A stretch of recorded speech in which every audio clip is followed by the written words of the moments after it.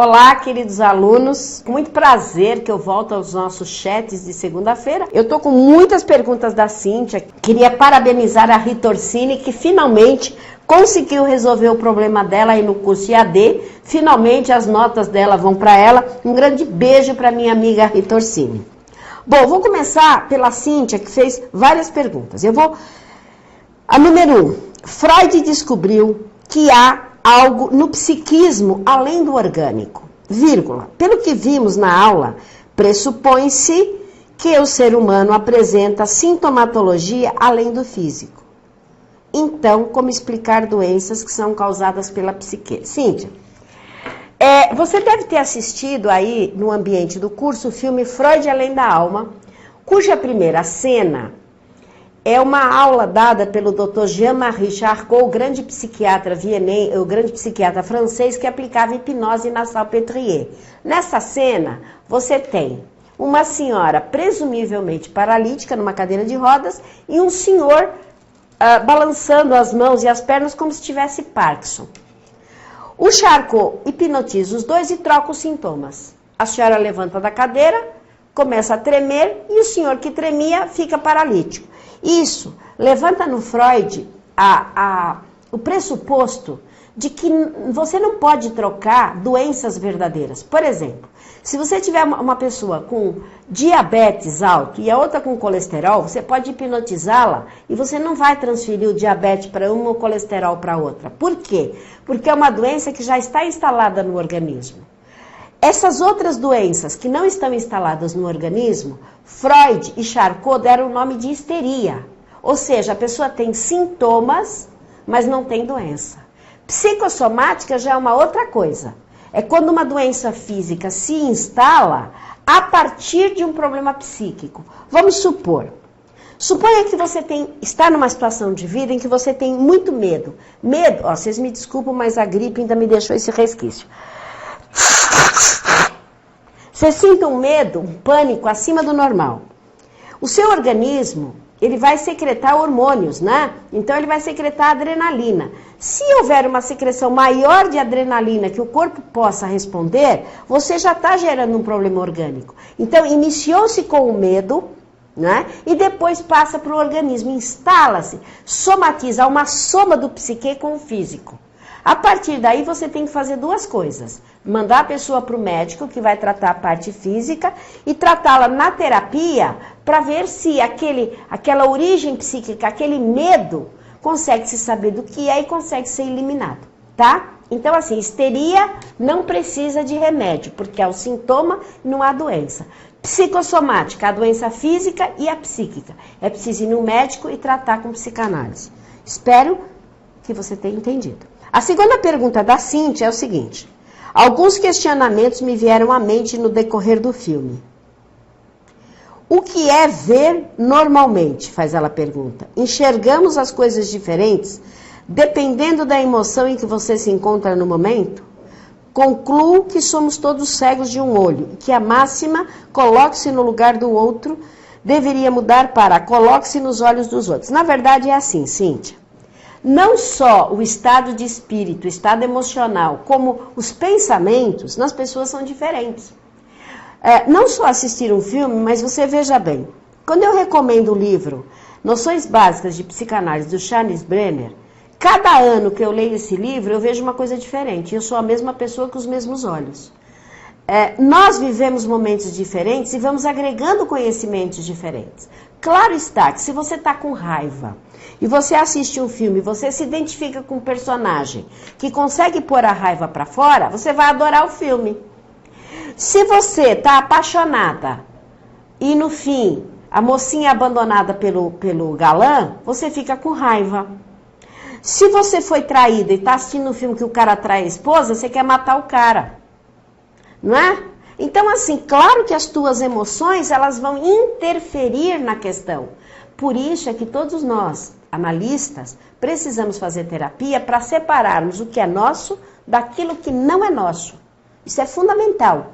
Eu, quando assisto filmes, eu permito que a minha emoção venha, me emociono profundamente, choro, sinto raiva, é que nem futebol, grito, gol, xingo. Quer dizer, mas eu sei o que é meu e sei o que é do outro. Não é? Todas as pessoas fazem isso, isso faz parte da nossa paixão.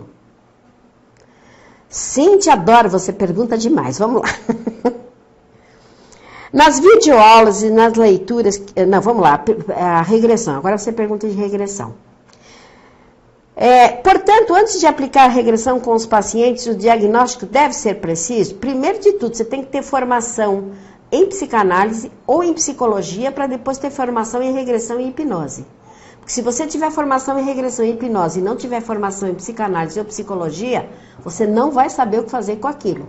Né? É a mesma coisa que aprender a usar a faca e não fazer medicina e operar alguém. Então, isso é a primeira coisa. Então, você depois que fez curso de psicanálise e curso de regressão, claro que se você não fizer uma anamnese, não diagnóstico, o diagnóstico é a última coisa, não precisa de diagnóstico. Você precisa de anamnese. O que é anamnese? É saber corretamente se ele é um neurótico, ou um psicótico, ou um esquizofrênico. Porque os psicóticos e os esquizofrênicos não entram em regressão, eles surtam. Então, você só vai poder aplicar regressão nos neuróticos e ainda por cima saber os que podem e os que não podem. As grávidas, doenças graves, mecanismos de defesa. Portanto, se você não tiver uma formação psicanalítica, você não poderá entender regressão, muito menos aplicá-la. Quando você fala de pervertidos, não são pervertidos, são perversão. O perverso, ele não é neurótico. Ele executa o seu desejo, ele não vem para terapia, ele não precisa de regressão. O perverso está feliz, querida. Quem está infeliz é o neurótico, que quer fazer e não tem coragem. É só neurótico que você vai tratar. Perverso não faz terapia. O perverso tem vontade de ir lá fazer sexo com todo mundo e faz. Ele não sente culpa. O neurótico tem vontade e não faz com ninguém, fica sofrendo.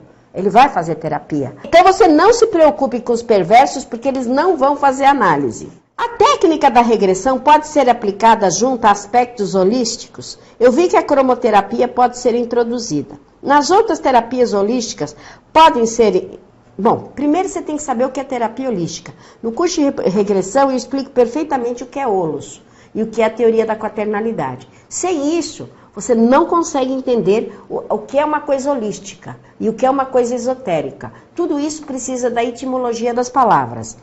A regressão é uma técnica dentro da psicanálise integrativa e que também é uma técnica dentro de uma terapia holística, se você quiser chamá-la. Holismo significa totalidade. Totalidade é quando você trata um paciente não só do emocional, mas se preocupa com o físico dele, entende do energético e entende o que é espiritualidade. Quando você entende tudo isso, e isso precisa de muita leitura e muito curso, você poderá falar em holística. E cromoterapia não é necessariamente holística.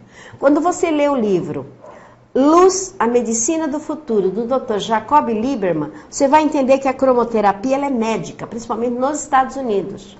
Não é? Então, tudo isso eu ensino no curso de regressão.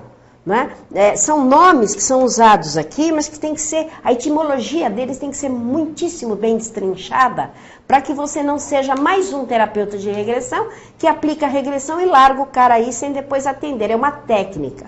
Você está fazendo uma terapia psicanalítica e aplica uma técnica de cromoterapia, uma técnica de regressão, uma técnica de hipnose e continua fazendo análise. Não são coisas diferentes, separadas, é tudo junto, viu, Cíntia? Se vocês quiserem saber do curso de regressão, gente, anota aí. Entra no meu WhatsApp. 011 9 5798 4686. Vai buscar um lápis e um papel que daqui a pouco eu repito. A Cíntia pergunta, nas videoaulas e nas leituras vi que tanto hipnose como regressão trabalham com relaxamentos profundos. Qual a diferença básica entre elas? Se dentro da hipnose também se trabalha com regressão de memória.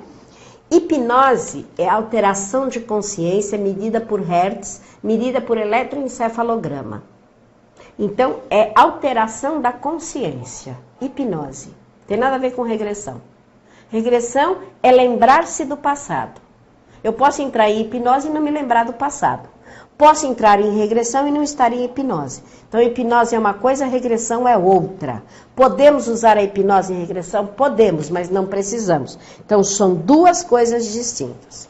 Temos alguma perguntinha nova? Entendido. Técnicas diferentes, mas integradas, certo? Isso, técnicas diferentes, mas integradas. A integrativa, a psicanálise integrativa que eu criei, é exatamente integrar técnicas que às vezes você nem estuda na SPP. Por exemplo, existem acupunturistas, nós não damos curso de acupuntura, e eles usam na regressão e na psicanálise, porque eles fizeram formação em psicanálise e em regressão. Então eles estão habilitados a juntar as técnicas. Coaching, PNL, tá bom, Cíntia? Meu WhatsApp é o 011 São Paulo 957 98 4686. É um vivo WhatsApp. Eu autorizo vocês a entrarem, me fazerem todas as perguntas que vocês quiserem, porque eu vou ajudando por esse mecanismo. E o e-mail da SBPI é o sbpi@sbpi.org.br para fazerem todas as perguntas, tá? Porque nós temos uma pergunta final aqui da Cíntia. Uma que a Carla tinha feito aqui. Sim.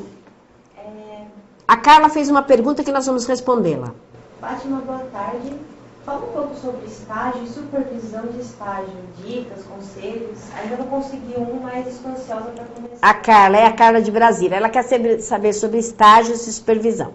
A SBPI permite que vocês procurem, por exemplo, igrejas, centros espíritas, ONGs, lugares que queiram psicanalistas para atender de graça, fazer o seu estágio. E se o lugar precisar de uma carta da SBPI, a gente manda a carta pela internet para você ir nesse lugar. Então você vai lá, faz o seu estágio. E se você precisar de uma supervisão, nós temos muitos psicanalistas para fazerem supervisão via Skype. Então, por exemplo, Carla, você atende 10 sessões aquele paciente, anota tudo, bonitinho, com kit estágio, vai anotando. Aí você pleiteia uma supervisão clínica. Aí a gente vê se sou eu ou outro supervisor, faz de 1 a 2 horas supervisão pelo Skype.